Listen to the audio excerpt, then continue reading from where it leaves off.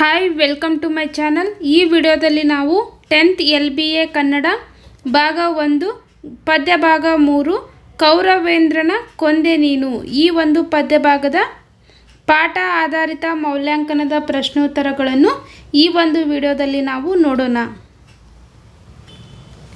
ನೋಡಿ, ಮೊದಲನೇದಾಗಿ ಕೆಳಗಿನ ಪ್ರಶ್ನೆಗಳಿಗೆ ಅಥವಾ ಅಪೂರ್ಣ ಹೇಳಿಕೆಗಳಿಗೆ 4 ಆಯ್ಕೆಗಳನ್ನು ನೀಡಲಾಗಿದೆ.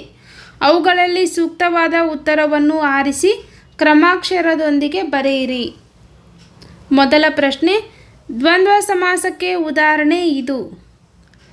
ಸರಿಯಾದ ಉತ್ತರ ಆಪ್ಷನ್ ಬಿ, ಮಾದ್ರ ಮಾಗದ ಯಾದವರು.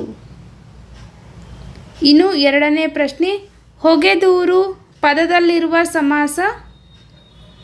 ಆಪ್ಷನ್ ಸಿ, ಕ್ರಿಯಾ ಸಮಾಸ. ಮೂರನೇ ಪ್ರಶ್ನೆ, ದಿನಪಸುತ ಈ ಸಮಾಸಕ್ಕೆ ಉದಾಹರಣೆ. ಆಪ್ಷನ್ ಸಿ, ಬಹುವಿರಿ ಸಮಾಸ. ಇನ್ನು ತತ್ಪುರುಷ ಸಮಾಸಕ್ಕೆ ಉದಾಹರಣೆ ಇದು. ಆಪ್ಷನ್ ಸಿ, ಪೂದೋಟ. ಸರಿಯಾದ ಉತ್ತರ ಆಪ್ಷನ್ ಸಿ. ನೆಕ್ಸ್ಟ್ ನೋಡಿ, ಐದನೇ ಪ್ರಶ್ನೆ, ಹಿಮ್ಮಾವು ಪದವು ಈ ಸಮಾಸಕ್ಕೆ ಉದಾಹರಣೆಯಾಗಿದೆ. ಆಪ್ಷನ್ ಬಿ, ಕರ್ಮಧಾರೆಯ ಸಮಾಸ. ಇನ್ನು ಆರನೇ ಪ್ರಶ್ನೆ, ಮೂಗಾವುದ ಪದವು ಈ ಸಮಾಸಕ್ಕೆ ಉದಾಹರಣೆಯಾಗಿದೆ. ಆಪ್ಷನ್ ಎ, ಕರ್ಮಧಾರೆಯ ಸಮಾಸ.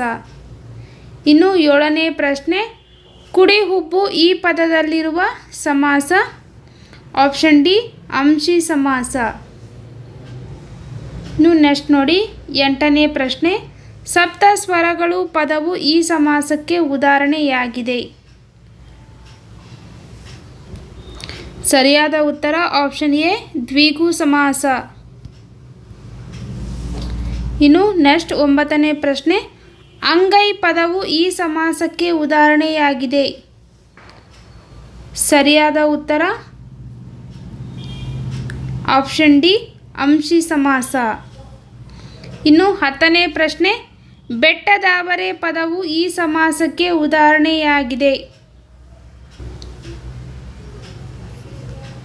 ಆಪ್ಷನ್ ಸಿ, ತತ್ಪುರುಷ ಸಮಾಸ. ಇನ್ನು 11ನೇ ಪ್ರಶ್ನೆ, ಮೋಸ ಮಾಡು ಪದವು ಈ ಸಮಾಸಕ್ಕೆ ಉದಾಹರಣೆಯಾಗಿದೆ. ಆಪ್ಷನ್ ಬಿ, ಕ್ರಿಯಾ ಸಮಾಸ.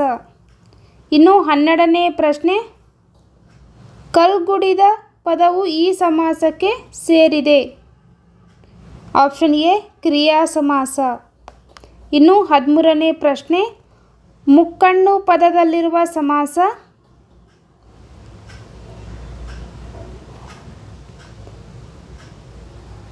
ಆಪ್ಷನ್ ಡಿ, ದ್ವಿಗು ಸಮಾಸ.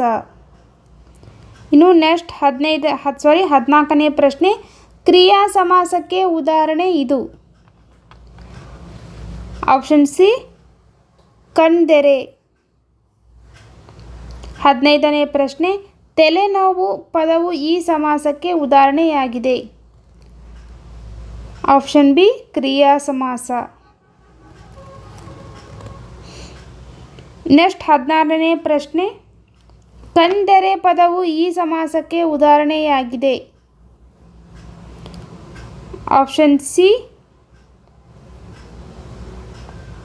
ಕ್ರಿಯಾ ಸಮಾಸ. ಇನ್ನು 17ನೇ ಪ್ರಶ್ನೆ, ರಾಜೀವ ಸಖ ಪದವು ಈ ಸಮಾಸಕ್ಕೆ ಉದಾಹರಣೆಯಾಗಿದೆ. ಆಪ್ಷನ್ ಸಿ, ಬಹುವಿರಿ ಸಮಾಸ. ಇನ್ನು 18ನೇ ಪ್ರಶ್ನೆ, ಕಂಗೆಡು ಪದವು ಈ ಸಮಾಸಕ್ಕೆ ಉದಾಹರಣೆಯಾಗಿದೆ. ಆಪ್ಷನ್ ಡಿ, ಕ್ರಿಯಾ ಸಮಾಸ. ನೆಕ್ಸ್ಟ್ ನೋಡಿ, ಕೆಳಗಿನವುಗಳಲ್ಲಿ ಮೊದಲೆರಡು ಪದಗಳಿಗಿರುವ ಸಂಬಂಧದಂತೆ ಮೂರನೆಯ ಪದಕ್ಕೆ ಸರಿ ಹೊಂದುವ ಸಂಬಂಧಿ ಪದವನ್ನು ಬರೆಯಿರಿ. ನೋಡಿ, 19 ಪ್ರಶ್ನೆ, ಕಪ್ಪಡು ಮುಟ್ಟು ಇದು ಕ್ರಿಯಾ ಸಮಾಸವಾದರೆ ಸಪ್ತ ವ್ಯಸನಗಳು ಇದು ದ್ವಿಗು ಸಮಾಸ. ಇನ್ನು 20ನೇ ಪ್ರಶ್ನೆ, ಹಿಮ್ಮಾವು ಕರ್ಮಧಾರೆಯ ಸಮಾಸ, ಹಿಂದೆಲೆ ಅಂಶಿ ಸಮಾಸ. ಉತ್ತರ ಅಂಶಿ ಸಮಾಸ. ನೋಡಿ, ಇದು ಮಾರ್ಚ್ 2020 ಎಕ್ಸಾಮ್ನಲ್ಲಿ ಬಂದಿದೆ. ಇನ್ನು ಸೋಲ್ಗೆಳಿ ಕ್ರಿಯಾ ಸಮಾಸ, ಬೀಳ್ಗೊಡು ಇದು ಕ್ರಿಯಾ ಸಮಾಸ. ಇನ್ನು 22ನೇ ಪ್ರಶ್ನೆ, ಆಕಲ್ಲು ಗಮಕ ಸಮಾಸ, ಕಂಡೆರೆ ಕ್ರಿಯಾ ಸಮಾಸ. ನೋಡಿ, ಇದು ಕೂಡ ಮಾರ್ಚ್ 2020 ಎಕ್ಸಾಮ್ನಲ್ಲಿ ಬಂದಿರತಕ್ಕಂಥದ್ದು. ನೆಕ್ಸ್ಟ್ ನೋಡಿ, 1 ಅಂಕದ ಪ್ರಶ್ನೆಗಳು, 1 ವಾಕ್ಯದಲ್ಲಿ ಬರೀಬೇಕು. ಕೆಳಗಿನ ಪ್ರತಿಯೊಂದು ಪ್ರಶ್ನೆಗಳಿಗೆ ಒಂದೊಂದು ವಾಕ್ಯದಲ್ಲಿ ಉತ್ತರವನ್ನು ಬರೆಯಿರಿ. ಮೊದಲ ಪ್ರಶ್ನೆ, ಶ್ರೀಕೃಷ್ಣನು ಕರ್ಣನನ್ನು ರಥದಲ್ಲಿ ಹೇಗೆ ಕೂರಿಸಿಕೊಂಡನು? ಉತ್ತರ, ಕೃಷ್ಣನು ಕರ್ಣನ ಸಂಗಡ ಮೈದುನತನದ ಸರಸವನ್ನು ಮಾಡಿ ಕೈ ಹಿಡಿದು ಎಳೆದು ರಥದ ಪೀಠದಲ್ಲಿ ಕೂರಿಸಿದನು. ಇನ್ನು 24ನೇ ಪ್ರಶ್ನೆ, ಅಶ್ವಿನಿ ದೇವತೆಗಳ ವರಬಲದಿಂದ ಜನಿಸಿದವರು ಯಾರು? ಉತ್ತರ, ಅಶ್ವಿನಿ ದೇವತೆಗಳ ವರಬಲದಿಂದ ಜನಿಸಿದವರು ನಕುಲ ಮತ್ತು ಸಹದೇವ. 25ನೇ ಪ್ರಶ್ನೆ, ಕರ್ಣನಿಗೆ ಆಮಿಷಗಳನ್ನು ಒಡ್ಡಿದವರು ಯಾರು? ನೋಡಿ, ಈ ಪ್ರಶ್ನೆ ಜೂನ್ 2023ರಲ್ಲಿ ಕೇಳಿದ್ದಾರೆ. ಉತ್ತರ, ಕರ್ಣನಿಗೆ ಆಮಿಷಗಳನ್ನು ಒಡ್ಡಿದವರು ಕೃಷ್ಣ. ನೆಕ್ಸ್ಟ್ ನೋಡಿ, ಕೆಳಗಿನ ಪ್ರಶ್ನೆಗಳಿಗೆ 3 ಅಥವಾ 4 ವಾಕ್ಯಗಳಲ್ಲಿ ಉತ್ತರವನ್ನು ಬರೆಯಿರಿ. 26ನೇ ಪ್ರಶ್ನೆ, ಕೃಷ್ಣನು ಕರ್ಣನ ಮನದಲ್ಲಿ ಯಾವ ರೀತಿಯಲ್ಲಿ ಭಯವನ್ನು ಬಿತ್ತಿದನು? ಉತ್ತರ, ಕೃಷ್ಣನು ಕರ್ಣ, ನಿಮಗೂ ಯಾದವ ಕೌರವರಿಗೂ ಅಂಶ ಗೌರವದಲ್ಲಿ ಭೇದವಿಲ್ಲ. ನೀನು ನಿಜವಾಗಿ ಭೂಮಿಯ ಒಡೆಯ, ಆದರೆ ನಿನಗೆ ಮನದಲ್ಲಿ ಅದರ ಅರಿವಿಲ್ಲ ಎಂದು ಹೇಳುತ್ತಾ ಕರ್ಣನ ಕಿವಿಯಲ್ಲಿ ಭಯವನ್ನು ಬಿತ್ತಿದನು. ನೆಕ್ಸ್ಟ್ 27ನೇ ಪ್ರಶ್ನೆ, ಕುಂತಿ ಮಾದ್ರಿಯರು ಯಾರ ಅನುಗ್ರಹದಿಂದ ಮಕ್ಕಳನ್ನು ಪಡೆದರು? ಉತ್ತರ, ಕುಂತಿಯು ಯಮಧರ್ಮನ ಅನುಗ್ರಹದಿಂದ ಧರ್ಮರಾಯನನ್ನು, ವಾಯುವಿನ ಅನುಗ್ರಹದಿಂದ ಭೀಮನನ್ನು, ಇಂದ್ರನ ಅನುಗ್ರಹದಿಂದ ಅರ್ಜುನನನ್ನು ಪಡೆದಳು. ಮಾದ್ರಿಯು ಅಶ್ವಿನಿ ದೇವತೆಗಳ ಅನುಗ್ರಹದಿಂದ ನಕುಲ ಸಹದೇವರನ್ನು ಪಡೆದಳು.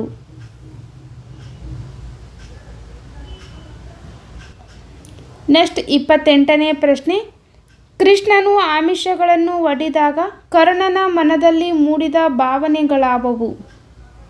ನೋಡಿ, ಪ್ರಶ್ನೆ ಹೋದ ವರ್ಷ ನಡೆದ ಮೇ 2025 ಎಕ್ಸಾಮ್ನಲ್ಲಿ ಕೇಳಿದ್ದಾರೆ. ಇನ್ನು ಉತ್ತರ, ಕೃಷ್ಣನು ಕರ್ಣನಿಗೆ ಆಮಿಷಗಳನ್ನು ಒಡ್ಡಿದಾಗ ಕೊರಳ ಸೆರೆ ಹಿಗ್ಗಿದವು. ಕಂಬನಿಯು ಹೆಚ್ಚಾಗಿ ಬಹಳವಾಗಿ ನೊಂದು ಕೊಳ್ಳುತ್ತಾ ಕರ್ಣನು ದುಃಖಿತನಾಗಿ ಮನಸ್ಸಿನಲ್ಲಿಯೇ ಅಯ್ಯೋ, ದುರ್ಯೋಧನನಿಗೆ ಕೇಡಾಯಿತು ಎಂದನು. ಹರಿಯ ಹಗೆತನವು ಹೊಗೆ ತೊರೆದೆ ಸುಟ್ಟು ಹಾಕುವುದಲ್ಲದೆ ಸುಮ್ಮನೆ ಹೋಗುವುದೇ? ಕೃಷ್ಣನು ನನ್ನ ಅಂಶದ ರಹಸ್ಯವನ್ನು ತಿಳಿಸಿ ನನ್ನನ್ನು ಕೊಂದನು ಎಂದು ಮನದಲ್ಲಿ ನೊಂದುಕೊಂಡನು.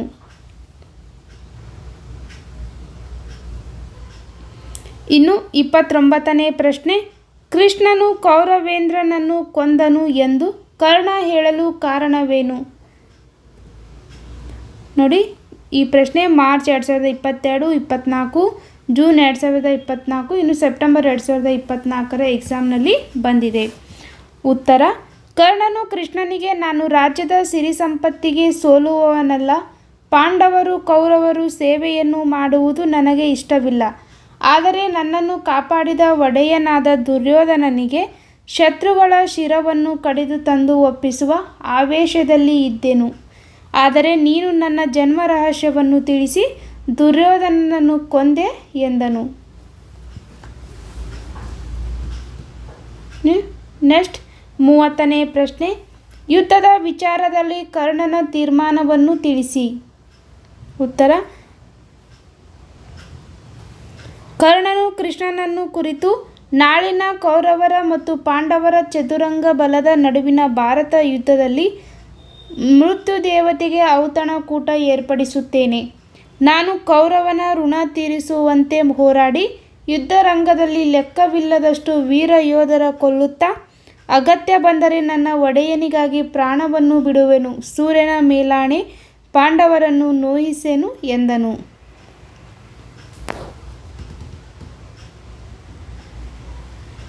ನೆಕ್ಸ್ಟ್ 31ನೇ ಪ್ರಶ್ನೆ.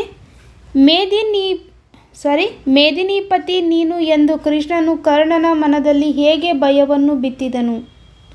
ನೋಡಿ, ಪ್ರಶ್ನೆ ಮಾರ್ಚ್ 2020 ಎಕ್ಸಾಮ್ನಲ್ಲಿ ಬಂದಿದೆ. ಉತ್ತರ: ಕೃಷ್ಣನು ಕರ್ಣನ ಮನದಲ್ಲಿ, ಎಲೆ ಕರ್ಣನೇ, ನಿಮ್ಮಲ್ಲಿ ಯಾದವರು ಕೌರವರಲ್ಲಿ ಭೇದವಿಲ್ಲ. ಚೆನ್ನಾಗಿ ವಿಚಾರ ಮಾಡಿ ಹೇಳುವುದಾದರೆ ಅಂಶದ ಮೂಲದಲ್ಲಿ ಎರಡಿಲ್ಲ. ನಿನ್ನಾಣೆ, ರಾಜ್ಯದ ಒಡೆಯ ನೀನು. ಹಿಂದೆ ನಡೆದು ಹೋದ ಸಂಗತಿಯ ತಿಳುವಳಿಕೆ ನಿನಗಿಲ್ಲ ಎಂಬುದಾಗಿ ದಾನದ ದಂಶಿಯಾದ ಕೃಷ್ಣನು ಸೂರ್ಯಪುತ್ರನಾದ ಕರ್ಣನ ಕಿವಿಯಲ್ಲಿ ಅವನ ಜನ್ಮ ವೃತ್ತಾಂತವನ್ನು ತಿಳಿಸುತ್ತಾ ಅವನಲ್ಲಿ ಭಯವನ್ನು ಬಿತ್ತಿದನು. ನೆಕ್ಸ್ಟ್ ನೋಡಿ, ಕೆಳಗಿನ ಕವಿ ಸಾಹಿತಿಯ ಜನ್ಮಸ್ಥಳ, ಕಾಲ, ಕೃತಿ ಮತ್ತು ಬಿರುದು, ಪ್ರಶಸ್ತಿಗಳನ್ನು ಕುರಿತು ವಾಕ್ಯ ರೂಪದಲ್ಲಿ ಬರೆಯಿರಿ. ಪ್ರಶ್ನೆ ನೋಡಿ, ಈ ಒಂದು ಪದ್ಯಭಾಗದ ಲೇಖಕರಾದ ಕುಮಾರವ್ಯಾಸರ ಬಗ್ಗೆ ವಾಕ್ಯ ರೂಪದಲ್ಲಿ ನೀವು ಕವಿ ಪರಿಚಯವನ್ನು ಬರೀಬೇಕು.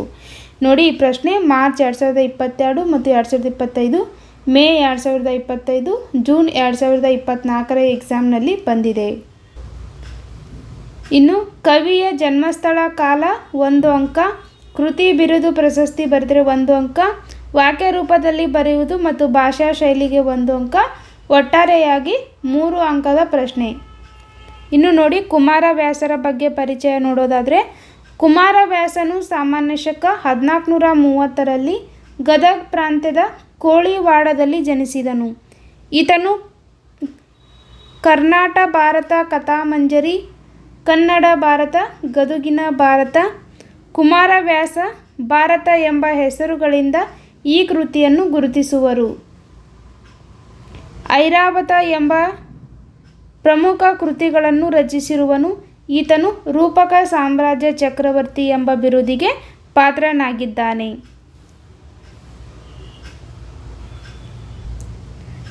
ನೋಡಿ, ಕೆಳಗಿನ ಪದ್ಯಭಾಗಕ್ಕೆ ಪ್ರಾಸ್ತಾರ ಹಾಕಿ ಗಣ ವಿಭಾಗ ಮಾಡಿ ಛಂದಸ್ಸಿನ ಹೆಸರನ್ನು ಬರೆಯಿರಿ. ನೋಡಿ, ಪದ್ಯ: ಲಲನೆ ಪಡೆದಿಯೈದು ಮಂತ್ರಂ ಗಳಲ್ಲಿ ಮೊದಲಿಗ ನೀನು, ನಿನ್ನಯ ಬಳಿ ಯುಧಿಷ್ಠಿರ ದೇವ, ಮೂರನೆಯಾತ ಕಲಿಭೀಮ. ಈ ಒಂದು ಪದ್ಯಕ್ಕೆ ನೋಡಿ ಈ ರೀತಿ ನೀವು ಗಣ ಪ್ರಾಸ್ತಾರ ಹಾಕಬೇಕು. ನೋಡಿ, ಈ ಒಂದು ಛಂದಸ್ಸಿನ ಹೆಸರು ಭಾಮಿನಿ ಷಟ್ಪದಿ.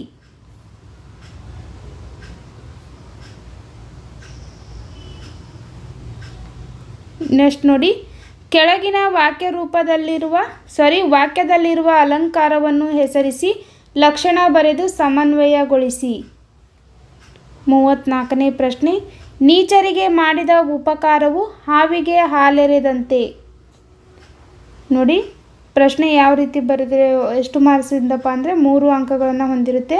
ಅಲಂಕಾರವನ್ನು ಹೆಸರಿಸಿದರೆ 1 ಅಂಕ, ಲಕ್ಷಣ ಬರೆಯುವುದಕ್ಕೆ 1 ಅಂಕ, ಇನ್ನು ಅಂಶಗಳನ್ನು ಗುರುತಿಸುವುದು, ಸಮನ್ವಯಿಸುವುದಕ್ಕೆ 1 ಅಂಕ, ಒಟ್ಟಾರೆಯಾಗಿ 3 ಅಂಕದ ಪ್ರಶ್ನೆ. ನೋಡಿ, ನೀಚರಿಗೆ ಮಾಡಿದ ಉಪಕಾರವು ಹಾವಿಗೆ ಹಾಲೆರೆದಂತೆ. ಇದರಲ್ಲಿರುವ ಅಲಂಕಾರ ಉಪಮಾ ಅಲಂಕಾರ. ಇನ್ನು ಲಕ್ಷಣ, 2 ವಸ್ತುಗಳಿಗೆ ಸಾದೃಶ್ಯ ಸಂಪತ್ತನ್ನು ಹೋಲಿಸಿ ವರ್ಣಿಸಿದರೆ ಉಪಮಾ ಅಲಂಕಾರ ಎನಿಸುತ್ತದೆ.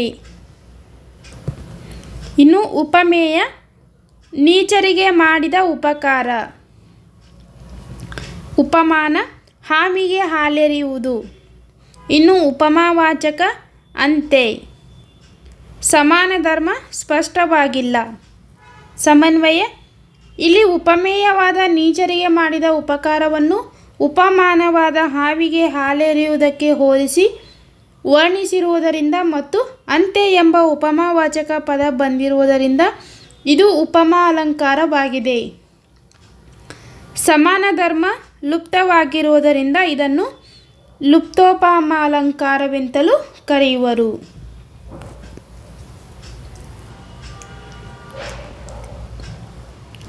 ನೆಕ್ಸ್ಟ್ ನೋಡಿ, ಮಾರಿಗೌತಣವಾಯಿತು ನಾಳಿನ ಭಾರತವು.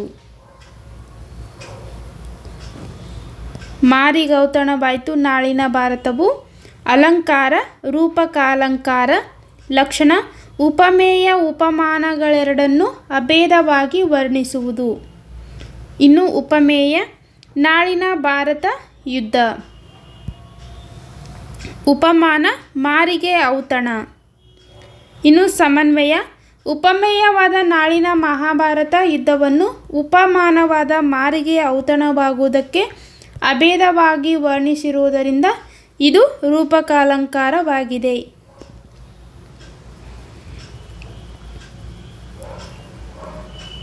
ನೆಕ್ಸ್ಟ್ ನೋಡಿ, ಸಂದರ್ಭವನ್ನು ಸಾರಾಂಶದೊಂದಿಗೆ ಬರೆಯುವುದು.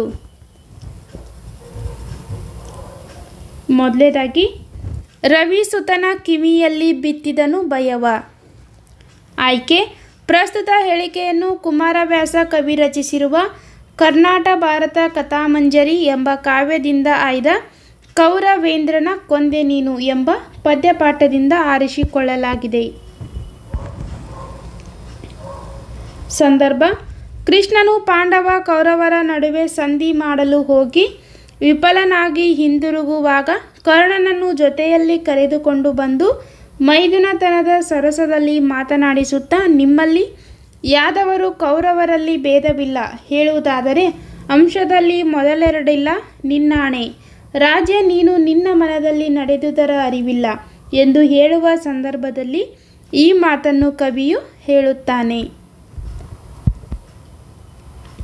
ಇನ್ನು ಸ್ವಾರಸ್ಯ, ಕಪಟ ನಾಟಕದ ಸೂತ್ರಧಾರನಾದ ಶ್ರೀಕೃಷ್ಣನು ಪಾಂಡವ ಕೌರವರ ನಡುವಿನ ಸಂಧಿ ವಿಫಲವಾದಾಗ ಭೇದ ತಂತ್ರ ಬಳಸಿ ಶತ್ರು ಪಾಳಯದ ಬಲವನ್ನು ಕುಗ್ಗಿಸುವ ಕಾರ್ಯದಲ್ಲಿ ತೊಡಗುತ್ತಾನೆ.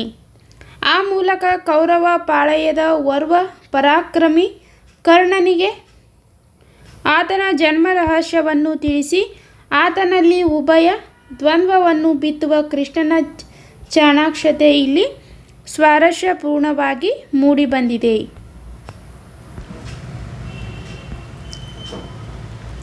ನೆಕ್ಸ್ಟ್ ನೋಡಿ, 37ನೇ ಪ್ರಶ್ನೆ, ಬಾಯ್ದಂಬುಲಕ್ಕೆ ಕೈಯಾನುವರೆ. ಆಯ್ಕೆ, ಪ್ರಸ್ತುತ ಹೇಳಿಕೆಯನ್ನು ಕುಮಾರವ್ಯಾಸ ರಚಿಸಿರುವ ಕರ್ನಾಟಕ ಭಾರತ ರಥಾಮಂಜರಿ ಎಂಬ ಕಾವ್ಯನಾಮದಿಂದ ಆಯ್ದ ಕೌರವೇಂದ್ರನ ಕೊಂದೆ ನೀನು ಎಂಬ ಪದ್ಯಪಾಠದಿಂದ ಆರಿಸಿಕೊಳ್ಳಲಾಗಿದೆ. ಸಂದರ್ಭ, ಕೃಷ್ಣನು ಪಾಂಡವ ಕೌರವರ ನಡುವೆ ಸಂಧಿ ಮಾಡಲು ಹೋಗಿ ವಿಫಲನಾಗಿ ಹಿಂದಿರುಗುವಾಗ ಕರ್ಣನನ್ನು ಜೊತೆಯಲ್ಲಿ ಕರೆದುಕೊಂಡು ಬಂದು ಮೈದುನತನದ ಸರಸದಲ್ಲಿ ಮಾತನಾಡಿಸುತ್ತಾ, ಕರ್ಣ, ನೀನು ರಾಜನಾಗಿದ್ದು ಎಡಗಡೆ ಕೌರವರು ಬಲಗಡೆ ಪಾಂಡವರು ಎದುರಿನಲ್ಲಿ ಮಾದ್ರ ಮಾಗದ ಯಾದವಾದಿಗಳು ಕುಳಿತಿರುವಾಗ ನೀನು ಓಲಗದಲ್ಲಿ ವಿಲಾಸದಿಂದ ಮರೆಯುವುದನ್ನು ಬಿಟ್ಟು ದುರ್ಯೋಧನನ ಬಾಯಂಜಲಿಗೆ ಕೈಯೊಡ್ಡುವುದು ಸರಿಯೇ ಎಂದು ಹೇಳುವ ಸಂದರ್ಭದಲ್ಲಿ ಕೃಷ್ಣನು ಈ ಮಾತನ್ನು ಕರ್ಣನಿಗೆ ಹೇಳುತ್ತಾನೆ. ಇನ್ನು ಸ್ವಾರಸ್ಯ ನೋಡಿ, ಕಪಟ ನಾಟಕದ ಸೂತ್ರಧಾರನಾದ ಶ್ರೀಕೃಷ್ಣನು ಪಾಂಡವ ಮತ್ತು ಕೌರವರ ನಡುವಿನ ಸಂಧಿ ವಿಫಲವಾದಾಗ ಭೇದ ತಂತ್ರ ಬಳಸಿ ಶತ್ರುಪಾಳಯದ ಬಲವನ್ನು ಕುಗ್ಗಿಸುವ ಕಾರ್ಯದಲ್ಲಿ ತೊಡಗುತ್ತಾನೆ. ಆ ಮೂಲಕ ಕೌರವ ಪಾಳಯದ ಓರ್ವ ಪರಾಕ್ರಮಿ ಕರ್ಣನಿಗೆ ಆತನ ಜನ್ಮ ರಹಸ್ಯವನ್ನು ಹೇಳಿ ಕೌರವ ಪಕ್ಷದ ಬಲವನ್ನು ಕುಗ್ಗಿಸುವ ಕೃಷ್ಣನ ಚಾಣಾಕ್ಷತನ ಇಲ್ಲಿ ಸ್ವಾರಸ್ಯಪೂರ್ಣವಾಗಿ ಮೂಡಿಬಂದಿದೆ. ನೆಕ್ಸ್ಟ್ ನೋಡಿ, 38ನೇ ಪ್ರಶ್ನೆ, ಜಿಯ ಹಸಾದವೆಂಬುದು ಕಷ್ಟ. ಜಿಯ ಹಸಾದವೆಂಬುದು ಕಷ್ಟ. ಆಯ್ಕೆ, ಪ್ರಸ್ತುತ ಹೇಳಿಕೆಯನ್ನು ಕುಮಾರವ್ಯಾಸ ಕವಿ ರಚಿಸಿರುವ ಕರ್ನಾಟ ಭಾರತ ರಥ ಕಥಾಮಂಜರಿ ಎಂಬ ಕಾವ್ಯದಿಂದ ಆಯ್ದ ಕೌರವೇಂದ್ರನ ಕೊಂದೆ ನೀನು ಎಂಬ ಪದ್ಯಪಾಠದಿಂದ ಆರಿಸಿಕೊಳ್ಳಲಾಗಿದೆ. ಸಂದರ್ಭ, ಕೃಷ್ಣನು ಪಾಂಡವ ಕೌರವರ ನಡುವೆ ಸಂಧಿ ಮಾಡಲು ಹೋಗಿ ವಿಫಲನಾಗಿ ಹಿಂದಿರುಗುವಾಗ ಕರ್ಣನನ್ನು ಜೊತೆಯಲ್ಲಿ ಕರೆದುಕೊಂಡು ಬಂದು ಮೈದುನತನದ ಸರಸದಲ್ಲಿ ಮಾತನಾಡಿಸಿ ಭೇದ ತಂತ್ರದ ಮೂಲಕ ಆತನ ಜನ್ಮ ರಹಸ್ಯವನ್ನು ಹೇಳುವನು ಮತ್ತು ನಿನ್ನ ಎಡಗಡೆ ಕೌರವರು ಬಲಗಡೆ ಪಾಂಡವರು ಎದುರಿನಲ್ಲಿ ಮಾದ್ರ ಮಾಗದ ಯಾದವಾದಿಗಳು ಕುಳಿತಿರುವಾಗ ನೀನು ಓಲಗದಲ್ಲಿ ವಿಲಾಸದಿಂದ ಮರೆಯುವುದನ್ನು ಬಿಟ್ಟು ಕೌರವನಿಗೆ ಜಿಯ ಹಸಾದವೆಂಬುದು ಕಷ್ಟವಾಗುವುದಿಲ್ಲವೇ ಎಂದು ಆಮಿಷಗಳನ್ನು ಒಡ್ಡುವ ಸಂದರ್ಭದಲ್ಲಿ ಈ ಮಾತನ್ನು ಕೃಷ್ಣನು ಕರ್ಣನಿಗೆ ಹೇಳುತ್ತಾನೆ. ಇನ್ನು ಸ್ವಾರಸ್ಯ, ಕಪಟ ನಾಟಕದ ಸೂತ್ರಧಾರನಾದ ಶ್ರೀಕೃಷ್ಣನು ಪಾಂಡವರ ಕೌರವರ ನಡುವಿನ ಸಂಧಿ ವಿಫಲವಾದಾಗ ಭೇದ ತಂತ್ರ ಬಳಸಿ ಶತ್ರು ಪಾಳೆಯದ ಬಲವನ್ನು ಕುಗ್ಗಿಸುವ ಕಾರ್ಯದಲ್ಲಿ ತೊಡಗುತ್ತಾನೆ. ಆ ಮೂಲಕ ಕೌರವ ಪಾಳೆಯದ ಓರ್ವ ಪರಾಕ್ರಮಿ ಕರ್ಣನಿಗೆ ಆತನ ಜನ್ಮ ರಹಸ್ಯವನ್ನು ಹೇಳಿ ಕೌರವ ಪಕ್ಷದ ಬಲವನ್ನು ಕುಗ್ಗಿಸುವ ಕೃಷ್ಣನ ಚಾಣಾಕ್ಷತನದ ಇಲ್ಲಿ ಸ್ವಾರಸ್ಯಪೂರ್ಣವಾಗಿ ಮೂಡಿಬಂದಿದೆ. ನೆಕ್ಸ್ಟ್ ನೋಡಿ 39ನೇ ಪ್ರಶ್ನೆ. ನಿನ್ನ ಪದೇಸೆಯ ಬಯಸುವನಲ್ಲ. ಆಯ್ಕೆ: ಪ್ರಸ್ತುತ ಹೇಳಿಕೆಯನ್ನು ಕುಮಾರವ್ಯಾಸ ಕವಿ ರಚಿಸಿರುವ ಕರ್ನಾಟ ಭಾರತ ಕಥಾಮಂಜರಿ ಎಂಬ ಕಾವ್ಯದಿಂದ ಆಯ್ದಂಥ ಕೌರವೇಂದ್ರನ ಕೊಂದೆ ನೀನು ಎಂಬ ಪದ್ಯಪಾಠದಿಂದ ಆರಿಸಿಕೊಳ್ಳಲಾಗಿದೆ. ಸಂದರ್ಭ: ಕೃಷ್ಣನು ಕರ್ಣನನ್ನು ಜೊತೆಯಲ್ಲಿ ಕರೆದುಕೊಂಡು ಬಂದು ಮೈದುನತನದ ಸರಸದಲ್ಲಿ ಮಾತನಾಡಿಸುತ್ತಾ ಕರ್ಣನ ಜನ್ಮ ರಹಸ್ಯವನ್ನು ಹೇಳಿ, ನೀನೇ ಈ ಸಾಮ್ರಾಜ್ಯಕ್ಕೆ ಅಧಿಪತಿ, ಅಂತಹ ವೈಭವವನ್ನು ಬಿಟ್ಟು ದುರ್ಯೋಧನನ ಎಂಜಲಿಗೆ ಕೈ ಚಾಚುವುದು ಒಳಿತಲ್ಲ ಎಂದು ಕೃಷ್ಣ ಹೇಳುವನು. ಆಗ ಈ ಕೃಷ್ಣ ಹಾಕಿದ ಹಗೆತನದ ಬೆಂಕಿ ಹೊಗೆದೂರಿ ಉರಿದು ನಾಶ ಮಾಡದೆ ಸುಮ್ಮನೆ ಆರಿ ಹೋಗುವುದಿಲ್ಲ. ಈ ಕೃಷ್ಣ ನನ್ನ ಜನ್ಮ ರಹಸ್ಯವನ್ನು ಹೇಳಿದ್ದರಿಂದ ನನ್ನ ದೊರೆಗೆ ಕೇಡಾಯಿತು ಎಂದು ಕರ್ಣ ದುಃಖಿಸುತ್ತಾ ಮನದಲ್ಲಿ ಚಿಂತಿತನಾಗುವನು. ಆ ಸಂದರ್ಭದಲ್ಲಿ ಈ ಮಾತನ್ನು ಕೃಷ್ಣನು ಕರ್ಣನಿಗೆ ಹೇಳುತ್ತಾನೆ. ಸ್ವಾರಸ್ಯ: ಕಪಟ ನಾಟಕದ ಸೂತ್ರಧಾರನಾದ ಶ್ರೀಕೃಷ್ಣನು ಪಾಂಡವ ಕೌರವರ ನಡುವಿನ ಸಂಧಿ ವಿಫಲವಾದಾಗ ಭೇದ ತಂತ್ರ ಬಳಸಿ ಶತ್ರುಪಕ್ಷದ ಬಲವನ್ನು ಕುಗ್ಗಿಸುವ ಕಾರ್ಯದಲ್ಲಿ ತೊಡಗುತ್ತಾನೆ. ಆ ಮೂಲಕ ಕೌರವ ಪಕ್ಷದ ಓರ್ವ ಪರಾಕ್ರಮಿ ಕರ್ಣನಿಗೆ ಆತನ ಜನ್ಮ ರಹಸ್ಯವನ್ನು ಹೇಳಿ ಕೌರವ ಪಕ್ಷದ ಬಲವನ್ನು ಕುಗ್ಗಿಸುವ ಕೃಷ್ಣನ ಚಾಣಾಕ್ಷತನ ಇಲ್ಲಿ ಸ್ವಾರಸ್ಯಪೂರ್ಣವಾಗಿ ಮೂಡಿಬಂದಿದೆ. ನೆಕ್ಸ್ಟ್ ನೋಡಿ 40ನೇ ಪ್ರಶ್ನೆ. ಮಾರಿಗೌತಣವಾಯಿತು ನಾಳಿನ ಭಾರತವು. ಆಯ್ಕೆ: ಪ್ರಸ್ತುತ ಹೇಳಿಕೆಯನ್ನು ಕುಮಾರವ್ಯಾಸ ಕವಿ ರಚಿಸಿರುವ ಕರ್ನಾಟ ಭಾರತ ಕಥಾಮಂಜರಿ ಎಂಬ ಕಾವ್ಯದಿಂದ ಆಯ್ದ ಕೌರವೇಂದ್ರನ ಕೊಂದೆ ನೀನು ಎಂಬ ಪದ್ಯಪಾಠದಿಂದ ಆರಿಸಿಕೊಳ್ಳಲಾಗಿದೆ. ಸಂದರ್ಭ: ಶ್ರೀಕೃಷ್ಣನು ಕರ್ಣನಿಗೆ ಅನೇಕ ಆಮಿಷಗಳನ್ನು ಒಡ್ಡುವ ಕೃಷ್ಣ ಹಾಕಿದ ಜನ್ಮ ರಹಸ್ಯದ ಬೆಂಕಿಯಲ್ಲಿ ಬೆಂದ ಕರ್ಣ, ನನ್ನ ಜನ್ಮ ರಹಸ್ಯವನ್ನು ಹೇಳಿದ್ದರಿಂದ ನನ್ನ ದೊರೆಗೆ ಕೇಡಾಯಿತು, ಇನ್ನು ಹಲವು ಮಾತೇಕೆ ಎಂದು ಕರ್ಣ ದುಃಖಿಸುತ್ತಾ ಮನದಲ್ಲಿ ಚಿಂತಿತನಾಗುವನು. ಆಗ ಕೃಷ್ಣ, ಏನು ಚಿಂತಿಸುತ್ತಿರುವೆ? ಅದ್ಯಾವ ಗೊಂದಲ ನಿನ್ನನ್ನು ಕಾಡುತ್ತಿದೆ? ಮರುಳುತನ ಬೇಡ, ಸರಿಯಾಗಿ ಯೋಚಿಸು. ನಾನು ನಿನ್ನ ಅಪದೆಸೆಯನ್ನು ಬಯಸುವವನಲ್ಲ ಎಂದು ಹೇಳಿದಾಗ ಕರ್ಣನು, ಮರಳು ಮಾಧವ, ಮಹೀಯ ರಾಜ್ಯದ ಸಿರಿಗೆ ನಾ ಸೋಲುವನಲ್ಲ. ನನ್ನ ದೊರೆ ಕೌರವರಾಯನೇ, ಅವನ ಒಳಿತೇ ನನಗೂ ಒಳಿತು, ಆತನ ಶತ್ರುಗಳೇ ನನಗೂ ಶತ್ರುಗಳು ಎಂದು ಹೇಳುವ ಸಂದರ್ಭದಲ್ಲಿ ಈ ಮಾತನ್ನು ಕರ್ಣ ಕೃಷ್ಣನಿಗೆ ಹೇಳುತ್ತಾನೆ. ಇನ್ನು ಸ್ವಾರಸ್ಯ: ಅಸಾಮಾನ್ಯನು, ಶೌರ್ಯಕ್ಕೆ, ದಾನಕ್ಕೆ, ಉದಾತ್ತತೆಗೆ, ಕರುಣೆಗೆ ಹೆಸರಾಗಿದ್ದ ಕರ್ಣನಿಗೆ ಆತನ ಜನ್ಮ ರಹಸ್ಯ ಎಂತಹ ಸಂಕಟವನ್ನು ಉಂಟುಮಾಡಿತು. ಆದರೂ ಅವನ ಸ್ವಾಮಿ ನಿಷ್ಠೆಯೇ ಮುಂದೆ ಶ್ರೀಕೃಷ್ಣ ನೊಡ್ಡಿದ ಪ್ರಲೋಭನೆ ಹೇಗೆ ವ್ಯರ್ಥವಾಯಿತು ಹಾಗೂ ಅಂತಹ ಸ್ಥಿತಿಯಲ್ಲೂ ಶತ್ರುಪಕ್ಷದ ಸೈನ್ಯವನ್ನು ನಾಶ ಮಾಡಿ ತನ್ನ ದೊರೆಯ ಋಣ ತೀರಿಸುವನೆಂಬ ಕರ್ಣನ ಹಿರಿಮೆ ಇಲ್ಲಿ ಸ್ವಾರಸ್ಯಪೂರ್ಣವಾಗಿ ಮೂಡಿಬಂದಿದೆ. ನೆಕ್ಸ್ಟ್ ನೋಡಿ 41ನೇ ಪ್ರಶ್ನೆ. ಹರಿಯ ಹಗೆ ಹೊಗೆ ದೂರ ದುರುಹದೆ ಬರಿದೆ ಹೋಹುದೆ.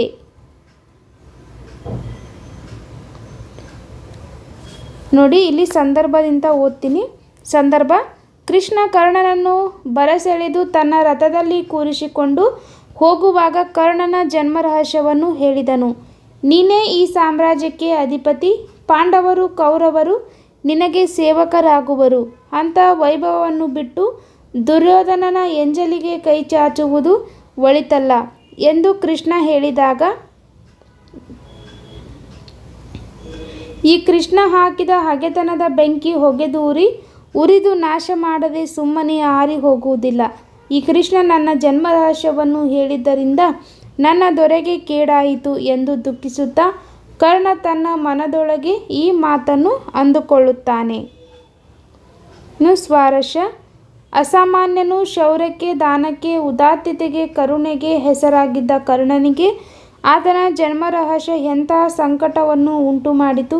ಅವನ ಸ್ವಾಮಿ ನಿಷ್ಠೆಯ ಮುಂದೆ ಶ್ರೀಕೃಷ್ಣನೊಡ್ಡಿದ್ದ ಪ್ರಲೋಭನೆ ಹೇಗೆ ವ್ಯರ್ಥವಾಯಿತು ಹಾಗೂ ಅಸಹಾಯಕನಾದ ಸ್ಥಿತಿಯಲ್ಲಿ ನೋವು ಸಂಕಟದಿಂದ ಬಳಲಲು ಕರ್ಣನ ವ್ಯಕ್ತಿತ್ವದ ಹಿರಿಮೆ ಇಲ್ಲಿ ಸ್ವಾರಸ್ಯಪೂರ್ಣವಾಗಿ ಮೂಡಿಬಂದಿದೆ.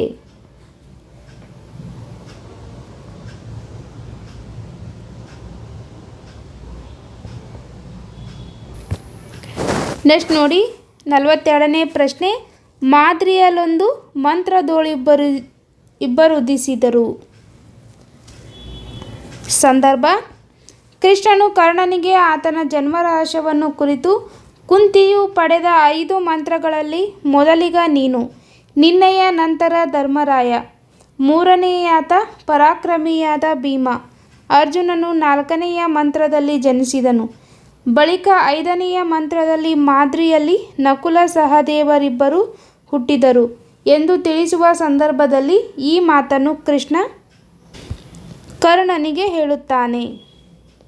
ಇನ್ನು ಸ್ವಾರಸ್ಯ: ಪಾಂಡವರ ರಕ್ಷಣೆಗೆ ನಿಂತ ಕೃಷ್ಣನು ಸ್ವಾಮಿ ನಿಷ್ಠೆಗೆ ಬದ್ಧನಾದ ಕರ್ಣನಿಗೆ ಜನ್ಮ ರಹಸ್ಯವನ್ನು ತಿಳಿಸುವ ಮೂಲಕ ಕರ್ಣನ ಆವೇಶದ ಬಲವನ್ನು ಕ್ಷೀಣಿಸಿ ಪಾಂಡವರ ಬಗ್ಗೆ ಆತನಲ್ಲಿ ಅನುಕಂಪ ಹುಟ್ಟುವಂತೆ ಹಾಗೂ ಕರ್ಣನ ಮನಸ್ಸನ್ನು ಅವನಲ್ಲಿನ ಸ್ವಾಮಿ ನಿಷ್ಠೆಯನ್ನು ಭೇದ ತಂತ್ರದಿಂದ ಕುಗ್ಗಿಸುವ ಕಾರ್ಯ ಇಲ್ಲಿ ಸ್ವಾರಸ್ಯಪೂರ್ಣವಾಗಿ ಮೂಡಿಬಂದಿದೆ.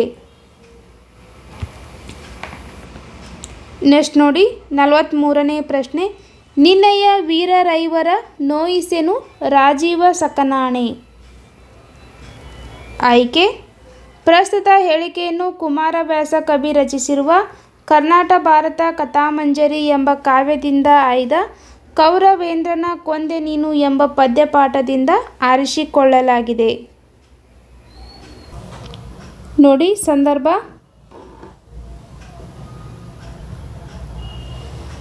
ಶ್ರೀಕೃಷ್ಣನು ಪಾಂಡವರ ಕೌರವರ ನಡುವೆ ಸಂಧಿ ಮಾಡಲು ಹೋಗಿ ವಿಫಲನಾಗಿ ಹಿಂದಿರುಗುವಾಗ ಕರ್ಣನನ್ನು ಕರೆದು ರಥದಲ್ಲಿ ಕೂರಿಸಿಕೊಂಡು ಆತನ ಜನ್ಮ ರಹಸ್ಯವನ್ನು ಹೇಳುವನು.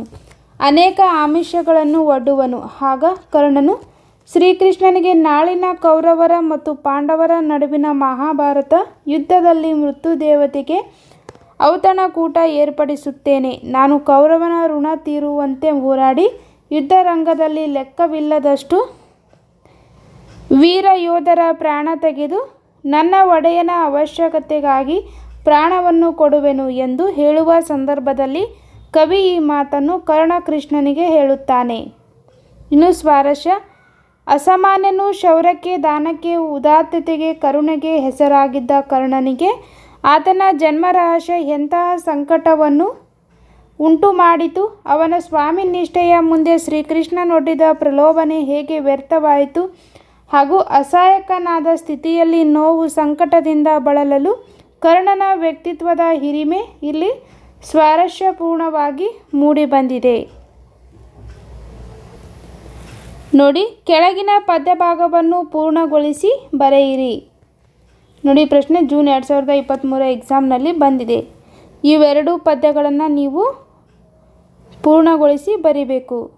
ನೋಡಿ ಉತ್ತರ ಇಲ್ಲಿದೆ. ನೆಕ್ಸ್ಟ್ ನೋಡಿ, ಕೆಳಗಿನ ಪದ್ಯಭಾಗವನ್ನು ಓದಿ ಅರ್ಥ ಮಾಡಿಕೊಂಡು ಅಡಕವಾಗಿರುವ ಮೌಲ್ಯವನ್ನು ಆಧರಿಸಿ ಸಾರಾಂಶ ಬರೆಯಿರಿ.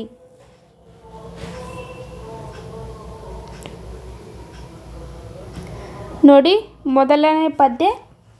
ಇನತ ನೋಜನ ಕೊಡೆ ಮೈದುನ ತನದ ಸರಸವನ್ನೆಸಗಿ ರಥದೊಳು ಧನುಜರಿಪು ಬರಸೆಳೆದು ಕುಳ್ಳಿರಿಸಿದನು ಪೀಠದಲ್ಲಿ ಎನಗೆ ಹಿಮ್ಮಡಿಗಳಲ್ಲಿ ಒನೆಯ ದೇವ ಮುರಾರಿ ಎಂಜುವೆ ನೆನಲು ತೊಡೆ ಸೊಂಕುವಿನಲ್ಲಿ ಸಾರಿದು ಸೌರಿ ಇಂತೆಂದು.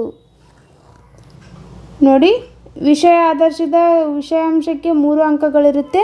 ಅಡಕಗೊಂಡಿರುವ ಮೌಲ್ಯ ಗುರುತಿಸುವುದು ಮತ್ತು ಪದಬಂಧ ಮತ್ತು ಭಾಷಾ ಶೈಲಿಗೆ 1 ಅಂಕ. ಒಟ್ಟಾರೆಯಾಗಿ 4 ಅಂಕದ ಪ್ರಶ್ನೆ. ಉತ್ತರ ನೋಡಿ. ರೂಪಕ ಸಾಮ್ರಾಜ್ಯದ ಚಕ್ರವರ್ತಿ ಎಂದು ಪ್ರಸಿದ್ಧನಾದ ಕವಿ ಕುಮಾರವ್ಯಾಸರು ಬರೆದಿರುವ ಕರ್ನಾಟ ಭಾರತ ಕಥಾಮಂಜರಿ ಎಂಬ ಕೃತಿಯಿಂದ ಆಯ್ದ ಸುಂದರವಾದ ಪದ್ಯಭಾಗ ಕೌರವೇಂದ್ರನ ಕೊಂದೆ ನೀನು. ಈ ಪದ್ಯಭಾಗದಲ್ಲಿ ಅರ್ಥಗರ್ಭಿತವಾದ ಸಾಲುಗಳನ್ನು ಇಲ್ಲಿ ಆಯ್ದು ಕೊಡಲಾಗಿದೆ. ಮಹಾಭಾರತದಲ್ಲಿ ಪಾಂಡವರ ಪಾಲಿನ ರಾಜ್ಯವನ್ನು ನೀಡಲು ಕೌರವನು ನಿರಾಕರಿಸುತ್ತಾನೆ. ಸಂಧಾನದ ಮುಖೇನ ರಾಜ್ಯವನ್ನು ಮರಳಿ ಪಡೆಯುವ ಪ್ರಯತ್ನದಲ್ಲಿ ಧರ್ಮರಾಯ ಕೃಷ್ಣನನ್ನು ಸಂಧಿಗಾಗಿ ಕಳುಹಿಸುತ್ತಾನೆ. ಕೃಷ್ಣ ಸಂಧಾನವು ದುರ್ಯೋಧನನ ಹಠದಿಂದ ತಿರಸ್ಕೃತವಾಗುತ್ತದೆ. ಯುದ್ಧ ಅನಿವಾರ್ಯವೆಂದಾಗ ಧರ್ಮಪಕ್ಷಪಾತಿಯಾದ ಕೃಷ್ಣನು ಭೇದತಂತ್ರವನ್ನು ಬಳಸಿ ಕರ್ಣನಿಂದ ಪಾಂಡವರಿಗೆ ಅಪಾಯವಾಗದಂತೆ ಮಾಡುವ ಕಾರ್ಯ ಕವಿ ಕುಮಾರವ್ಯಾಸನ ಕಾವ್ಯ ಕರ್ನಾಟ ಭಾರತ ಕಥಾಮಂಜರಿಯಿಂದ ಆಯ್ದ ಪದ್ಯಭಾಗ ಕೌರವೇಂದ್ರನ ಕೊಂದೆ ನೀನು ಪದ್ಯಪಾಠದಲ್ಲಿ ಸ್ವಾರಸ್ಯಪೂರ್ಣವಾಗಿ ಮೂಡಿಬಂದಿದೆ. ಪ್ರಸ್ತುತ ಕಾವ್ಯಭಾಗದಲ್ಲಿ ಸೂರ್ಯನ ಮಗನಾದ ಕರ್ಣನ ಸಂಗಡ ಕೃಷ್ಣನು ಮೈದುನನ ರೀತಿಯ ಸರಸವನ್ನು ಮಾಡಿ ಕೈ ಹಿಡಿದು ಎಳೆದು ರಥದ ಪೀಠದ ಮೇಲೆ ಕುಳ್ಳರಿಸುವನು. ಆಗ ನನಗೆ ನಿಮ್ಮ ಬಳಿ ಸಮನಾದ ಗೌರವವೇ ದೇವ ಮುರಾರಿ, ನನಗೆ ಹೆದರಿಕೆಯಾಗುತ್ತಿದೆ ಎಂದನು ಕರ್ಣನು. ಆಗ ಕೃಷ್ಣನು ತೊಡೆ ತಾಗುವಂತೆ ಕರ್ಣನ ಹತ್ತಿರ ಬಂದು ಕರ್ಣನಿಗೆ ಹಲವು ಆಮಿಷ ಒಡ್ಡುವನು.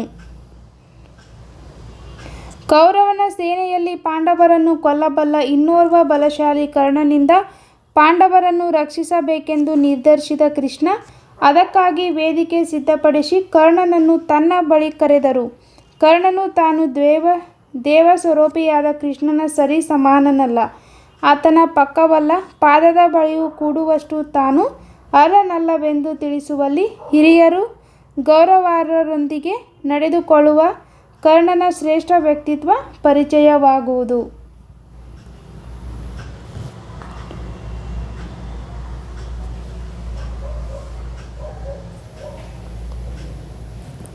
ನೆಕ್ಸ್ಟ್ ನೋಡಿ, ಪ್ರಶ್ನೆ 46. ಭೇದವಿಲ್ಲೆಲ್ಲ ಕರ್ಣ ನಿಮ್ಮೊಳು ಯಾದವರು ಕೌರವರೊಳಗೆ ಸಂವಾದಿಸುವ ಒಡನನ್ವಯಕ್ಕೆ ಮೊದಲೆರಡಿಲ್ಲ ನಿನ್ನಾಣೆ ಮೇದಿನಿಪತಿ ನೀನು ಚಿಂತದೊಳಾದುದರಿವಿಲ್ಲೆನ್ನುತ್ತ ದಾನವ ಸೋದರನು ರವಿಸುತನ ಕಿವಿಯಲ್ಲಿ ಬಿತ್ತಿದನು ಭಯವ.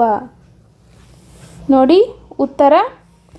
ರೂಪಕ ಸಾಮ್ರಾಜ್ಯದ ಚಕ್ರವರ್ತಿ ಎಂದು ಪ್ರಸಿದ್ಧನಾದ ಕವಿ ಕುಮಾರವ್ಯಾಸರು ಬರೆದಿರುವ ಕರ್ನಾಟ ಭಾರತ ಕಥಾಮಂಜರಿ ಎಂಬ ಕೃತಿಯಿಂದ ಆಯ್ದ ಸುಂದರವಾದ ಪದ್ಯಭಾಗ ಕೌರವೇಂದ್ರನ ಕೊಂದೆ ನೀನು. ಈ ಪದ್ಯಭಾಗದಲ್ಲಿನ ಅರ್ಥಗರ್ಭಿತವಾದ ಸಾಲುಗಳನ್ನು ಇಲ್ಲಿ ಆಯ್ದುಕೊಡಲಾಗಿದೆ. ಮಹಾಭಾರತದಲ್ಲಿ ಪಾಂಡವರ ಪಾಲಿನ ರಾಜ್ಯವನ್ನು ನೀಡಲು ಕೌರವನನ್ನು ನಿರಾಕರಿಸುತ್ತಾನೆ.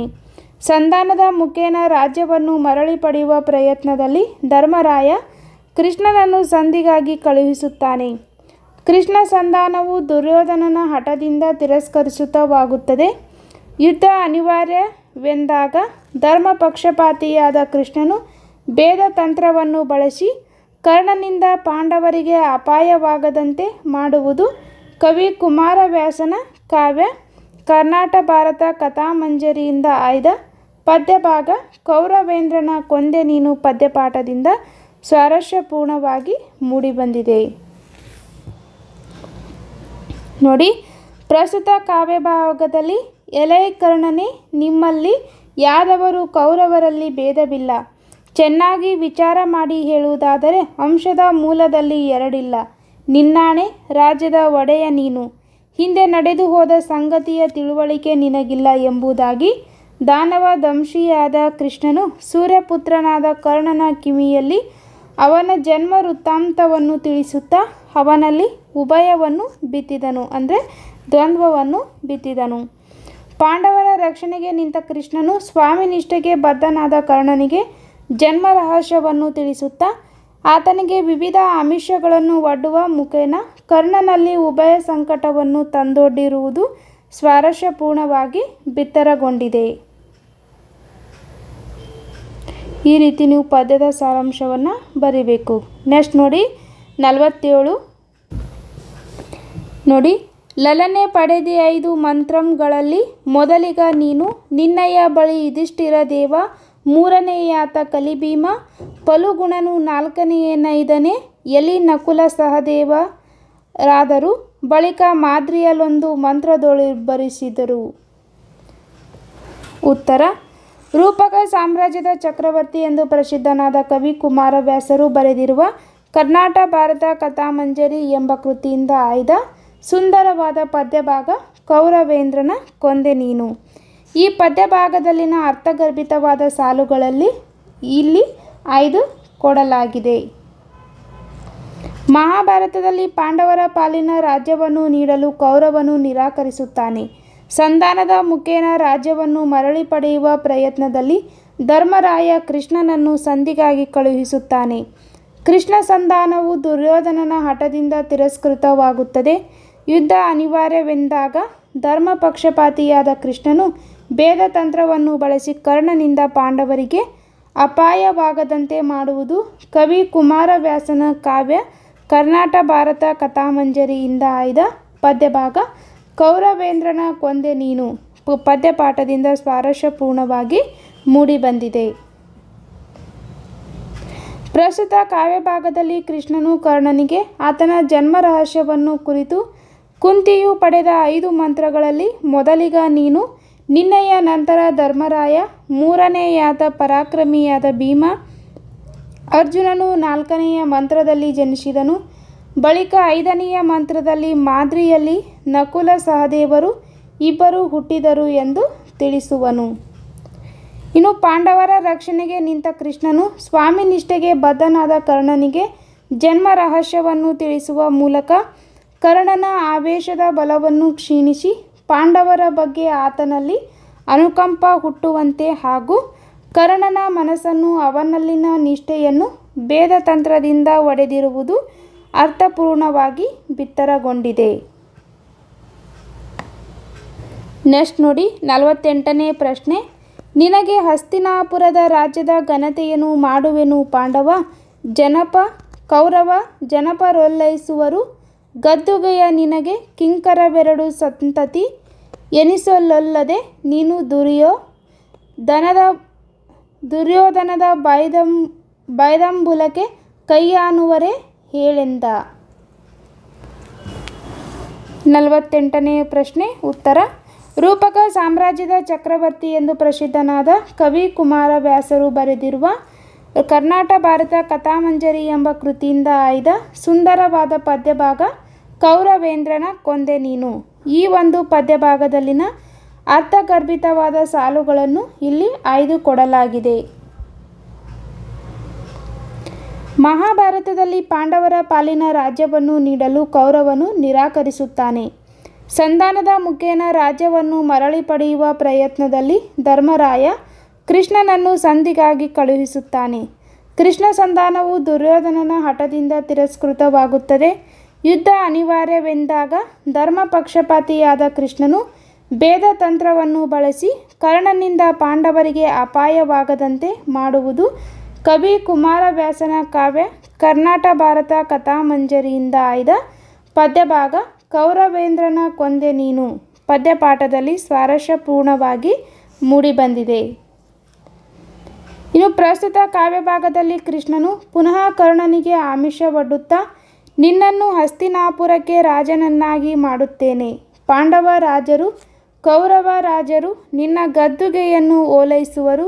ನಿನಗೆ 2 ಸಂತತಿಯವರು ಮರು ಮಾತನಾಡದೆ ಸೇವೆಯನ್ನು ಮಾಡುವರು. ಇದನ್ನು ಬಿಟ್ಟು ನೀನು ದುರ್ಯೋಧನನ ಬಾಯಂಜಲಿಗೆ ಕೈಯೊಡ್ಡುವುದೇ ಎಂದು ಹೇಳುತ್ತಾನೆ. ಪ್ರಕೃತ ಕಾವ್ಯಭಾಗದಲ್ಲಿ ಕೃಷ್ಣನು ಕರ್ಣನಿಗೆ ರಾಜ್ಯದ ಅಧಿಕಾರದ ಗದ್ದುಗೆಯ ಆಮಿಷ ಒಡ್ಡಿ ಕರ್ಣನ ಬಲ ಕುಗ್ಗಿಸುವ ಕೃಷ್ಣನ ಪ್ರಯತ್ನವನ್ನು ಕಾಣಬಹುದು. ಕಪಟ ನಾಟಕದ ಸೂತ್ರಧಾರನಾದ ಶ್ರೀಕೃಷ್ಣನು ಪಾಂಡವ ಕೌರವರ ನಡುವಿನ ಸಂಧಿ ವಿಫಲವಾದಾಗ ಭೇದತಂತ್ರ ಬಳಸಿ ಶತ್ರು ಪಾಳಯನದ ಬಲವನ್ನು ಕುಗ್ಗಿಸುವ ಕಾರ್ಯದಲ್ಲಿ ತೊಡಗುತ್ತಾನೆ. ಆ ಮೂಲಕ ಕೌರವ ಪಾಳಯದ ಓರ್ವ ಪರಾಕ್ರಮಿ ಕರ್ಣನಿಗೆ ಆತನ ಜನ್ಮ ರಹಸ್ಯವನ್ನು ಹೇಳಿ ಕೌರವ ಪಕ್ಷದ ಬಲವನ್ನು ಕುಗ್ಗಿಸುವ ಮೂಲಕ ಧರ್ಮ ಪ್ರತಿಷ್ಠಾಪನೆಗೆ ತೊಡಗುವ ಕೃಷ್ಣನ ನೀತಿಯಲ್ಲಿ ಮೌಲ್ಯವಾಗಿ ಮೂಡಿಬಂದಿದೆ. ನೋಡಿ 49ನೇ ಪದ್ಯ. ಎಡದ ಮೈಯಲ್ಲಿ ಕೌರವೇಂದ್ರರ ಗಡನ ಬಲದಲ್ಲಿ ಪಾಂಡುತನಯರ ಗಡನವಿದಿರಲಿ ಮಾದ್ರಮಾಗದ ಯಾದವಾದಿಗಳು ನಡುವೆ ನೀನೊಲ್ಲಗದೊಳುಪ್ಪುವ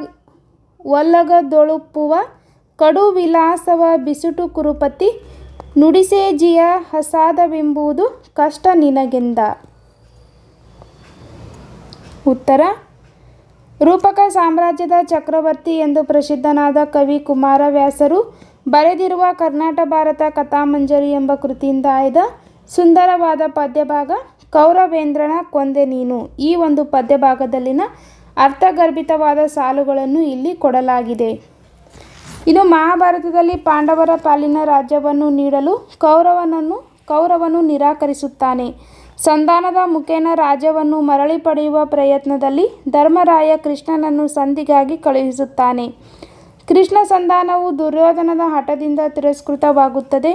ಯುದ್ಧ ಅನಿವಾರ್ಯವೆಂದಾಗ ಧರ್ಮ ಪಕ್ಷಪಾತಿಯಾದ ಕೃಷ್ಣನು ಭೇದ ತಂತ್ರವನ್ನು ಬಳಸಿ ಕರ್ಣನಿಂದ ಪಾಂಡವರಿಗೆ ಅಪಾಯವಾಗದಂತೆ ಮಾಡುವುದು ಕವಿ ಕುಮಾರವ್ಯಾಸನ ಕಾವ್ಯ ಕರ್ನಾಟ ಭಾರತ ಕಥಾಮಂಜರಿ ಇಂದ ಆಯ್ದ ಪದ್ಯಭಾಗ ಕೌರವೇಂದ್ರನ ಕೊಂದೆ ನೀನು ಪದ್ಯಪಾಠದಲ್ಲಿ ಸ್ವಾರಸ್ಯಪೂರ್ಣವಾಗಿ ಮೂಡಿಬಂದಿದೆ.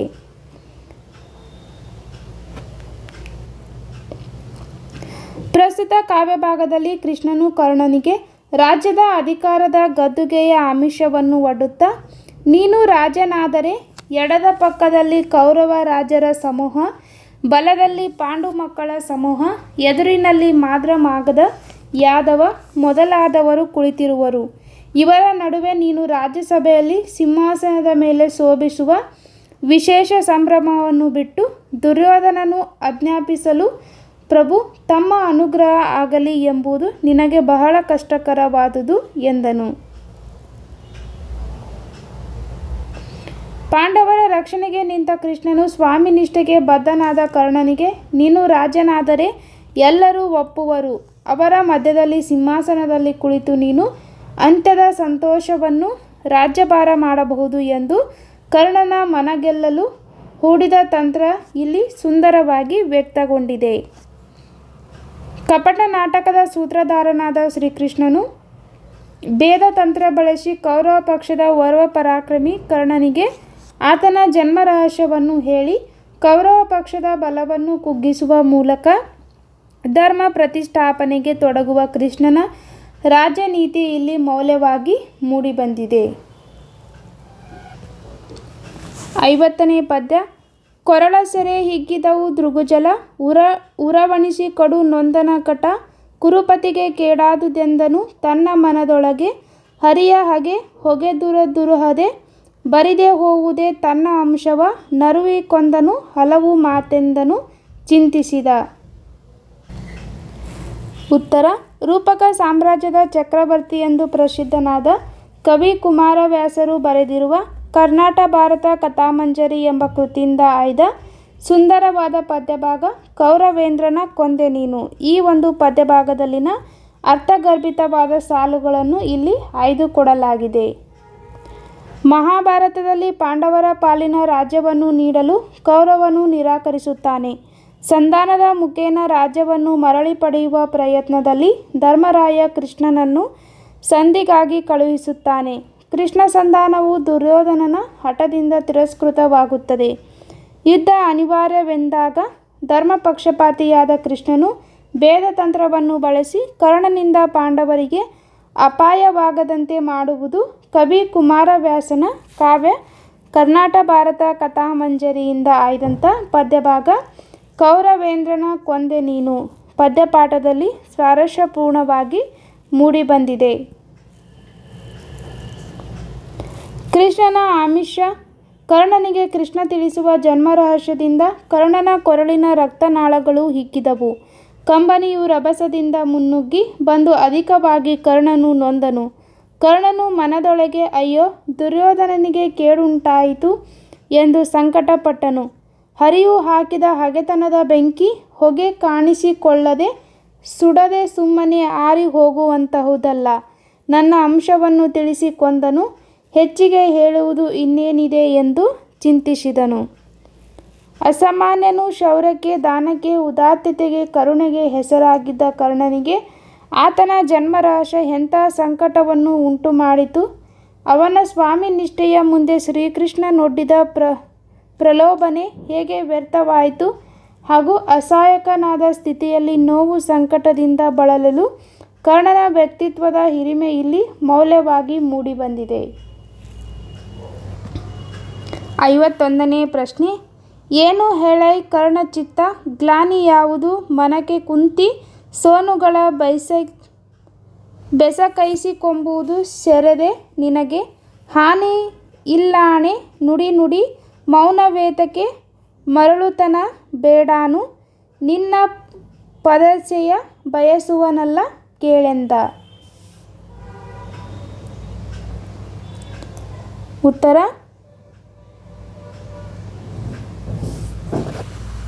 ರೂಪಕ ಸಾಮ್ರಾಜ್ಯದ ಚಕ್ರವರ್ತಿ ಎಂದು ಪ್ರಸಿದ್ಧನಾದ ಕವಿ ಕುಮಾರವ್ಯಾಸರು ಬರೆದಿರುವ ಕರ್ನಾಟ ಭಾರತ ಕಥಾಮಂಜರಿ ಎಂಬ ಕೃತಿಯಿಂದ ಆಯ್ದ ಸುಂದರವಾದ ಪದ್ಯಭಾಗ ಕೌರವೇಂದ್ರನ ಕೊಂದೆ ನೀನು. ಈ ಪದ್ಯಭಾಗದಲ್ಲಿನ ಅರ್ಥಗರ್ಭಿತವಾದ ಸಾಲುಗಳನ್ನು ಇಲ್ಲಿ ಆಯ್ದುಕೊಡಲಾಗಿದೆ. ಮಹಾಭಾರತದಲ್ಲಿ ಪಾಂಡವರ ಪಾಲಿನ ರಾಜ್ಯವನ್ನು ನೀಡಲು ಕೌರವನು ನಿರಾಕರಿಸುತ್ತಾನೆ. ಸಂಧಾನದ ಮುಖೇನ ರಾಜ್ಯವನ್ನು ಮರಳಿ ಪಡೆಯುವ ಪ್ರಯತ್ನದಲ್ಲಿ ಧರ್ಮರಾಯ ಕೃಷ್ಣನನ್ನು ಸಂಧಿಗಾಗಿ ಕಳುಹಿಸುತ್ತಾನೆ. ಕೃಷ್ಣ ಸಂಧಾನವು ದುರ್ಯೋಧನನ ಹಠದಿಂದ ತಿರಸ್ಕೃತವಾಗುತ್ತದೆ. ಯುದ್ಧ ಅನಿವಾರ್ಯವೆಂದಾಗ ಧರ್ಮಪಕ್ಷಪಾತಿಯಾದ ಕೃಷ್ಣನು ಭೇದ ತಂತ್ರವನ್ನು ಬಳಸಿ ಕರ್ಣನಿಂದ ಪಾಂಡವರಿಗೆ ಅಪಾಯವಾಗದಂತೆ ಮಾಡುವುದು ಕವಿ ಕುಮಾರವ್ಯಾಸನ ಕಾವ್ಯ ಕರ್ನಾಟ ಭಾರತ ಕಥಾಮಂಜರಿಯಿಂದ ಆಯ್ದ ಪದ್ಯಭಾಗ ಕೌರವೇಂದ್ರನ ಕೊಂದೆ ನೀನು ಪದ್ಯಪಾಠದಲ್ಲಿ ಸ್ವಾರಸ್ಯಪೂರ್ಣವಾಗಿ ಮೂಡಿಬಂದಿದೆ.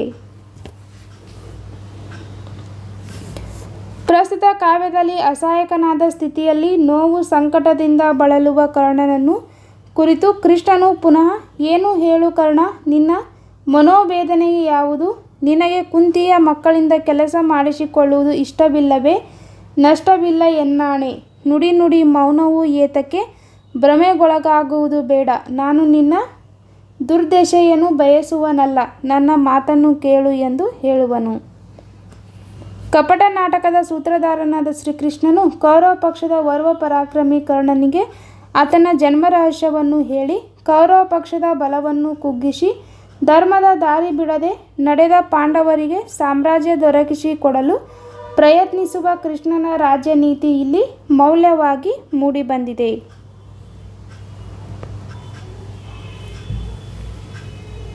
52ನೇ ಪ್ರಶ್ನೆ.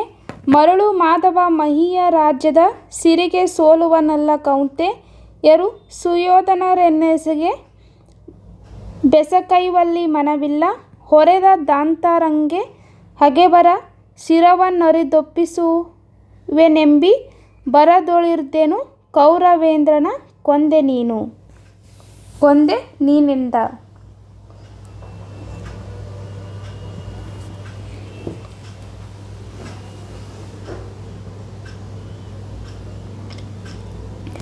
ನೋಡಿ, ಪ್ರಸ್ತುತ ಪದ್ಯಭಾಗದಲ್ಲಿ ಕೃಷ್ಣನ ಧರ್ಮ ಪ್ರತಿಷ್ಠಾಪನಾ ಕಾರ್ಯ ಮತ್ತು ದುರ್ಯೋಧನನ ಆಶ್ರಯ ಪಡೆದ ಕರ್ಣನು ದೊರೆ ಮೇಲೆ ಇಟ್ಟಿರುವ ನಂಬಿಕೆಯ ದ್ರೋಹ ಬಗೆಯದ ಪ್ರಾಮಾಣಿಕತೆಯು ಸ್ವಾಮಿ ನಿಷ್ಠೆಯು ಇಲ್ಲಿ ಅತ್ಯಮೂಲ್ಯವಾಗಿ ಅಭಿವ್ಯಕ್ತಗೊಂಡಿದೆ.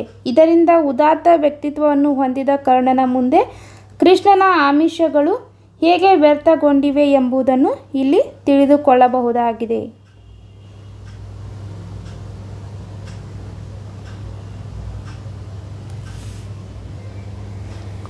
ನೆಕ್ಸ್ಟ್ ನೋಡಿ, ಮೇಲಿನ ಥರನೇ ಈ ಒಂದು ಪದ್ಯದ ಸಾರಾಂಶವನ್ನು ನೀವು ಇದೇ ರೀತಿ ಬರಿಬೇಕು.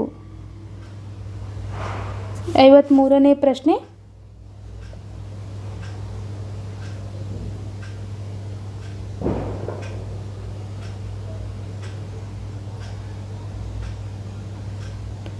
ನೆಕ್ಸ್ಟ್ ನೋಡಿ ಪದ್ಯ 54 ಇದರ ಉತ್ತರ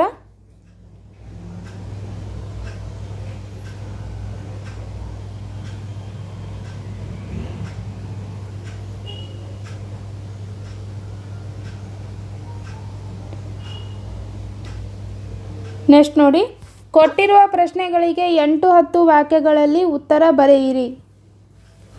55ನೇ ಪ್ರಶ್ನೆ, ಕರ್ಣನಿಗೆ ಶ್ರೀಕೃಷ್ಣನು ಒಡ್ಡಿದ ಆಮಿಷಗಳೇನು? ಉತ್ತರ, ಕಪಟ ನಾಟಕ ಸೂತ್ರಧಾರಿಯಾದ ಶ್ರೀಕೃಷ್ಣನು ಸಂಧಿಯ ನೆಪದಲ್ಲಿ ದುರ್ಯೋಧನನ ಬಲವನ್ನು ಕುಗ್ಗಿಸುವ ಸಲುವಾಗಿ ಮೊದಲು ವಿದುರನಲ್ಲಿಗೆ ಹೋಗಿ ಆತನು ಯುದ್ಧದಿಂದ ವಿಮುಖವಾಗುವಂತೆ ಮಾಡುತ್ತಾನೆ. ನಂತರ ಕರ್ಣನ ಹತ್ತಿರ ಬಂದ ಶ್ರೀಕೃಷ್ಣನು ಕರ್ಣನಿಗೆ ಹಲವು ಆಶೆ ಆಮಿಷಗಳನ್ನು ಒಡ್ಡುತ್ತಾನೆ.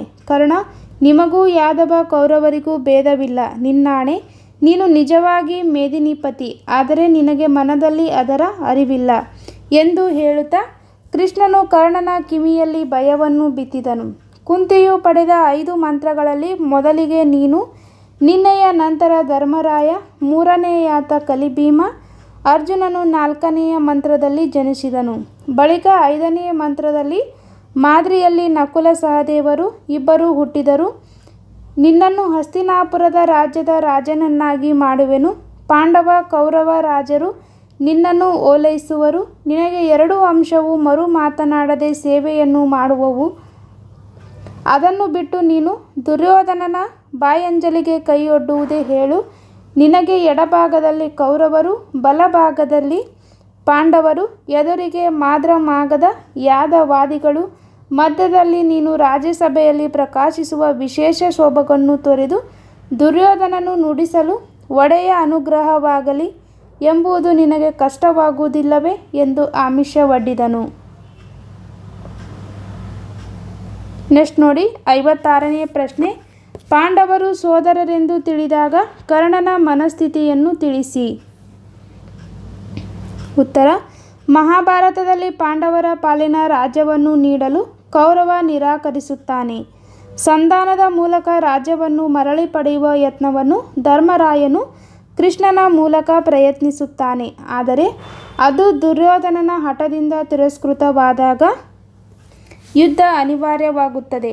ಆಗ ಧರ್ಮ ಪ್ರತಿಷ್ಠಾಪನೆಗಾಗಿ ಕೃಷ್ಣನು ಶತ್ರುಗಳ ಬಲವನ್ನು ಕುಗ್ಗಿಸುವ ಭೇದ ತಂತ್ರವನ್ನು ಪ್ರಯೋಗಿಸಲಾರಂಭಿಸುತ್ತಾನೆ. ಆ ಮೂಲಕ ಕರ್ಣನನ್ನು ತನ್ನ ರಥದಲ್ಲಿ ಕೂರಿಸಿಕೊಂಡು ಅವನ ಜನ್ಮ ವೃತ್ತಾಂತವನ್ನು ಹೇಳುತ್ತಾನೆ. ಅಷ್ಟೇ ಅಲ್ಲದೆ ಪಾಂಡವರಲ್ಲಿ ನೀನೇ ಹಿರಿಯನಾದುದರಿಂದ ಸಾಮ್ರಾಜ್ಯಕ್ಕೆ ನೀನೇ ಅಧಿಪತಿಯಾಗುವೆ ಎಂಬ ಆಮಿಷವನ್ನು ಒಡ್ಡುತ್ತಾನೆ.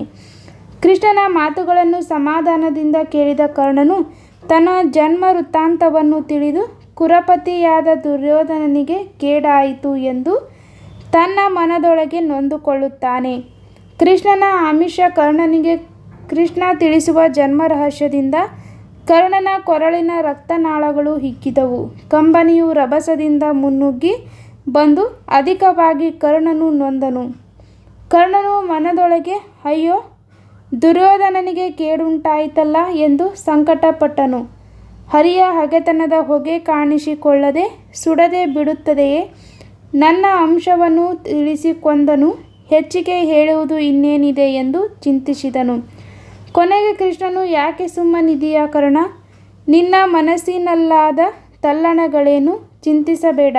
ನಿನ್ನ ಅಪದೆಸೆಯನ್ನು ನಾನು ಬಯಸುವುದಿಲ್ಲ, ಆದರೆ ಮರಳುತನ ಮಾಡಬೇಡ ಎಂದು ಹೇಳಿದಾಗ ಸಿಟ್ಟಿಗೆದ್ದ ಕರ್ಣ ಕೃಷ್ಣನಿಗೆ ಮರಳು ಮಾಧವ ಎಂದು ಕರೆಯುತ್ತಾನೆ. ಮುಂದುವರೆದು, ಈ ಮಹೀಯ ರಾಜ್ಯದ ಸಿರಿ ಸಂಪತ್ತಿಗೆ ನಾನು ಸೋಲುವುದಿಲ್ಲ. ನನಗೆ ಕೌರವರು ಮತ್ತು ಪಾಂಡವರು ಸೇವಕರಾಗುವುದು ಇಷ್ಟವಿಲ್ಲ. ನಾನು ಇಲ್ಲಿಯವರೆಗೂ ನನ್ನನ್ನು ಸಾಕಿ ಸಲುಹಿದ ದೊರೆ ದುರ್ಯೋಧನನ ಶತ್ರುಗಳ ಶಿರವನ್ನು ಕಡಿದು ಅರ್ಪಿಸಬೇಕೆಂಬ ಭರದಲ್ಲಿದ್ದೆ. ಆದರೆ ನೀನು ನನ್ನ ಜನ್ಮ ರಹಸ್ಯವನ್ನು ಹೇಳಿ ನನ್ನ ದೊರೆ ದುರ್ಯೋಧನನನ್ನು ಕೊಂದೆ ಎಂದು ತನ್ನ ಮನಸ್ಸಿನಲ್ಲಾದ ನೋವನ್ನು ಕೃಷ್ಣನ ಬಳಿ ಹೇಳಿಕೊಳ್ಳುತ್ತಾನೆ. ಇಲ್ಲಿಗೆ